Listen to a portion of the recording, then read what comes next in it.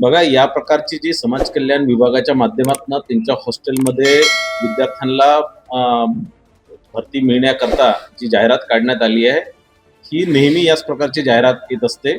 1984चा या संदर्भातला एक जी आर आहे आणि त्या जी आरच्या आधारेच या प्रकारच्या भरती या सगळ्या समाज कल्याणच्या हॉस्टेलमध्ये होत असते. आणि त्याच प्रकारची एक नवीन जाहिरात आल्यामुळे मला असं वाटतं की कुठेतरी लोकांमध्ये संभ्रम आहे.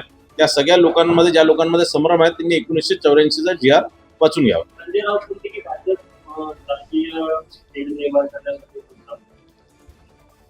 संजय राऊतला दुसरं काही काम नाही आहे. सकाळी 9 वाजता येऊन काहीतरी कोणत्यातरी विषयावर बोलण्याशिवाय त्यांना दुसरं काही काम नसल्यामुळे ते या प्रकारची टीका-टिप्पणी करतात. त्यांनी अभ्यास पूर्ण करून घ्यावा. त्यांनी 1984चा जी आर त्यांना मी आज पाठवतो. त्याचा अभ्यास करून 1984च्या जी आरच्या आधारावर या प्रकारची ॲड निघालेली आहे. रोहित पवार उपोषणाचा दुसरा दिवस आहे, काय सांगणार तुम्ही? शेतकऱ्यांच्या कर्जमाफी काही मागणी आहे.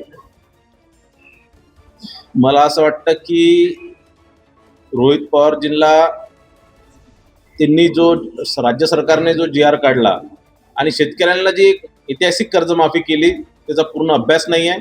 शेतकऱ्यांमध्ये मोठ्या प्रमाणात त्या संदर्भातला प्रतिसाद आहे. एक चांगल्या प्रमाणात लोक त्याचा फायदा घेऊन राहिले, शेतकरी त्याचा फायदा घेऊन राहिले आणि निश्चितच काही जर अडचण असणार तर शेतकरी त्या संदर्भातला निवेदन तिथल्या संबंधित कलेक्टरला किंवा तहसीलदाराला देऊन त्या अडचणी दूर करून त्या कर्जमाफीचा पूर्ण फायदा घेऊ शकतात. रोहित पवारांची मागणी ही शेतकऱ्यांची कर्जमाफीची नाही, तर ज्या सहकारी बँकेंनी त्या शेतकऱ्यांना कर्ज दिलं आहे त्या लोकांची कर्जमाफीचा त्यांचा विषय आहे. शेतकऱ्यांच्या संदर्भात रोहित पवारांचं मला असं वाटत नाही काही पोटतिडकी आहे म्हणून. संजय राऊत यांनी ज्या नरेंद्र मोदी यांच्यावर टीका केली आहे, पुराणी अघोरी टीका जी आहे त्या आपल्या देशाला लाभल्याच्या मार्गाची टीका संजय राऊत यांनी नरेंद्र मोदी यांच्यावर केली.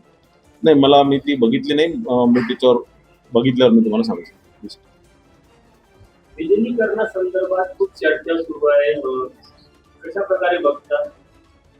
आज जवळपास हे जे सगळे तृणमूल काँग्रेस असणार, राष्ट्रवादी काँग्रेस पक्ष असणार किंवा इतर पक्ष, हे सगळे काँग्रेसमधनं त्यांच्या वेगळ्या एक विचारांनी, त्यांच्या राज्याच्या हिताच्या विचारांनी ते सगळे बाहेर पडले होते. कुठेतरी तेही काँग्रेससोबतच काँग्रेसच्याच विचारधारात सामील करून देश लुटाचा जो विचार त्यांच्या मनात आला आणि त्यानंतर त्यांची अवगती झाली आणि आज त्यांच्या राज्यांमध्ये त्यांना नाकारण्यात आलेलं आहे. आणि म्हणून मला असं वाटतं त्यांचा विचार होत असणार कोणत्या पक्षात परत काँग्रेसमध्ये विलीन होण्याचा. भंडारा विधान परिषदेचं काय चित्र आहे, म्हणजे काँग्रेसची माघार आहे, विदर्भात काँग्रेसची नामोजणी, अमरावतीचा जो उमेदवार आहे तो ऍडमिट आहे, बाकी 3 ठिकाणी माघार घेतलेली आहे. बघा, असं आहे की काँग्रेस पक्षाने निवडणूक लढण्याच्या आधीच हार मानून घेतलेली आहे आणि म्हणून सगळीकडे त्यांनी माघार घेतलाय. गटातटात विभाजलेला काँग्रेस आज कोणतीही निवडणूक लढण्यास असमर्थ आहे आणि म्हणून त्यांच्या गटाचे भांडणं ते दूर करूनच ती निवडणूक लढू शकतात असं त्यांची खात्री आहे.